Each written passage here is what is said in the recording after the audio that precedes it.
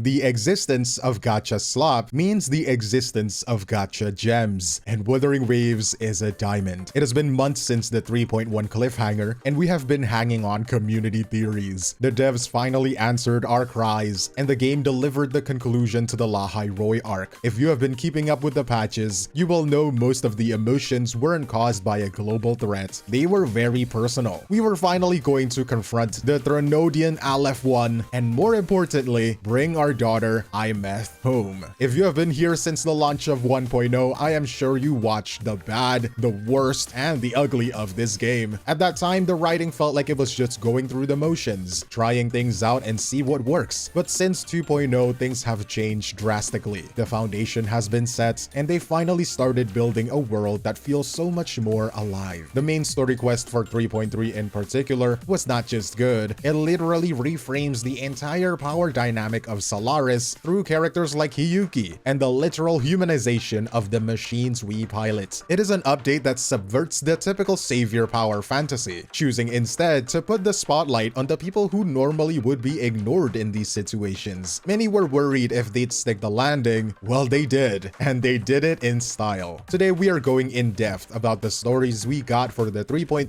updates and how all of it marks the maturation of the Wuthering Waves story. If you want to see more content from me, feel free to smash the like button and subscribe. Hit the notification bell icon to stay updated with my videos. Without wasting more of your time, let's just get right into it. Early on in the game, specifically back in the 1.0 areas, the story to me felt like unseasoned steak. It wasn't all bad. It was functional, right? You get the protein, and some people could like it too. But if we're going to be honest, it was bland. But after the world building stage was done, the story got better and better, and we as players, we took notice. I mean, you could just see the amount of times I talk about the story for this game. By the time we reach these 3.x patches, it feels like the writing team are all-star players on a basketball team. They work in harmony. Everything works so well with each other, like puzzle pieces, and they didn't hold back with their narrative complexity. The best example of this is how they handled the opening of 3.3. Instead of just dropping us into a meeting point, we get this Hiyuki segue quest in Honami. From the name, it kind of signals to me that this story was just to lead us smoothly into the main story quest, give us the context and all that. But it is surprisingly high intensity, and it gives us a sharp focused look at who Hiyuki actually is. What is really impressive to me is the change in focus. What I mean is that Wuthering Waves used to follow a predictable pattern. Rover would meet the newest character on the limited banner, have a long conversation designed to make you like them, and then the quest would just end as their banners went live. You can see right here though, that 3.3 moves away from that completely. Sure, they are still talking to the limited banner characters, but they're making us look at the whole picture instead of just one small part. By making the NPCs, the history of the world, the past lore, and even the past characters that haven't had a rerun for a while, just as important as the current limited banner characters, the world of Solaris finally feels like a place where people actually live, rather than just an advertisement place trying to sell you a new unit. Moving into the heart of Honami, we get a closer look at how the Miko works in this world. And I'm just gonna say, it is heavy to say the least. The 𝗖់𝗽𝗆𝗆𝗵𝗁 thing is probably the most literal manifestation of paying the price I have seen in a while. In the lore, Mikos would ring the 𝗖𝗽𝗆𝗆𝗵𝗁 to grant wishes, but they are actually burning their own future to pay for the presents. Or in other words, if you ring the 𝗖𝗽𝗆𝗆𝗵𝗁, you are trading away the years you haven't lived yet, or in the versions of yourself you were supposed to become, to grant somebody's wish today. Somehow this story makes Hiyuki something like an emotional mirror to Rover. We have been playing as this legendary savior who seems to win every fight and solve every problem. But Hiyuki is out here carrying the weight of all of the times she couldn't help. She represents the human side of heroism, the insecurity and the guilt of the survivor. The visual design for this quest also does a lot of heavy lifting. You have this clear yin and yang contrast between Hiyuki and her sister Gyokuro. Hiyuki is designed with ice and white colors, while Gyokuro has black hair.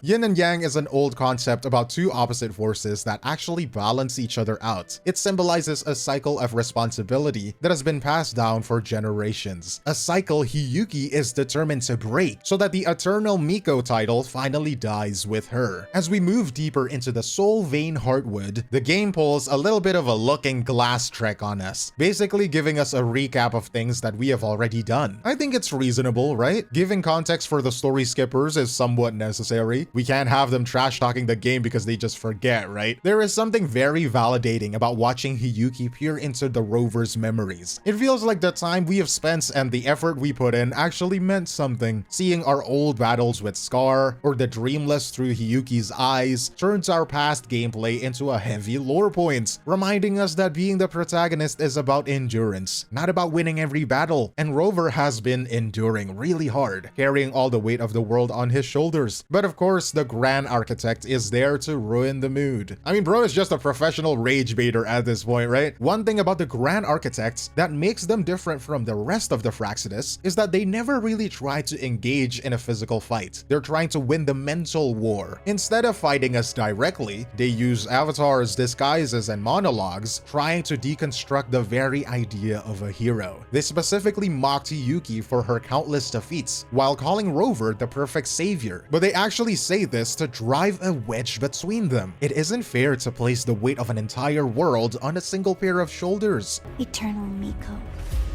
you know your limits. You've crawled through countless defeats, barely protecting Ashinohara from the Threnodians' assault. But what of the future? You are no savior like him. It is a purely psychological game that is going on between them, and they are almost too good at being an infuriating pain in the neck while they do it. And that brings us to the tragedy of Denia. The reveal that she is a lab rat creation of the Fractsidus is one of the darker turns in this update. It shows the absolute cruelty of forcing human resonators to merge with Threnodian frequencies. Throughout the patches before, we can love Scar for being crazy and have a really good voice actor. We can empathize with Frolova because Rover broke their promises. But for me, the realization hits ever since like 3.0, 3.1, what they did to Luke, mind-blowing. And now this, seeing Denia struggle as a literal puppet for the Grand Architect reminds us that the Fractsidus is a genuine threat, scientist with no conscience, and it makes the upcoming mission to the Strider Gate feel a lot more personal.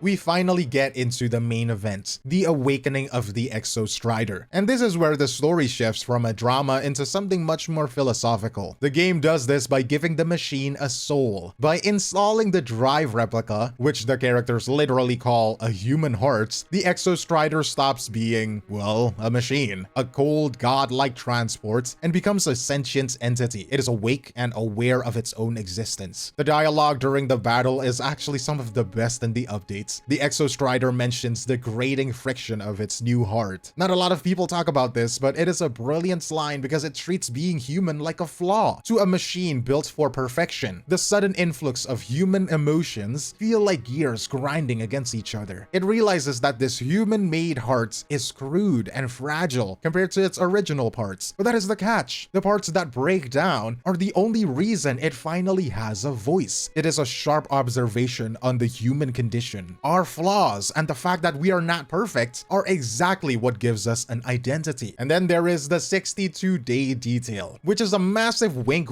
to the players. 𝗖cie𝗽𝗆 has been waiting in the void for exactly 62 days, which, if you check your calendar, is the actual amount of real-world time that passed between her disappearance in 3.1 and the release of this patch. It is a small touch, but it makes it feel like we actually left her waiting in real time. My daughter 𝗖cie𝗽𝗆, dude, I'm gonna cry again. This is so sad. But bringing her back creates a bit of a contradiction. 𝗖cie𝗽𝗆 isn't exactly alive again. She is a frequency piloting a physical shell. It is a bittersweet immortality. She can live forever and finally travel, but she is essentially a ghost in a shell. She is home, but she is changed. And the story leaves us with the feeling that she is finally ready to stop waiting for Rover and start her own journey through Solaris. What is really interesting about how this arc wraps up is how it handles the whole Chosen One idea. Unlike what we have believed so far, the story makes it clear that Rover isn't some godlike being doing this solo. Rover is that guy for sure. He got that dog in him, but he is not the dog itself. Like, he is just one gear in a massive clock. If you take away the scientists like Morny or the original people of Lahairoi who spent their time decoding that cassette tape, the saviors would still be lost in the void. This completely pulls Rover off the pedestal, but Rover's own self-awareness shuts that down. he openly admits that he isn't the only reason the world is still spinning, which directly attacks the villain's head games. He knows that he is a person, not a monument. We see this best during the reunion with 𝗖𝗍. It wasn't some grand epic declaration of world peace, ending world hunger, I retrieved 𝗖𝗍, and no, it's not like that at all. It felt more like a family argument. Seeing Rover scold 𝗖𝗍 for her reckless behavior provided a sense of parental vindication. We have spent patches acting like her guardian, and seeing the game and the developers acknowledge that dynamic with a lecture rather than a hero speech felt more human. I mean, come on guys, did my daughter do the right thing? Maybe. She is the hero too in this story, but still, would you choose the world or your daughter? So, this wasn't a story about heroes saving the world. It was the world saving its heroes, right? Yes. And now, we're home.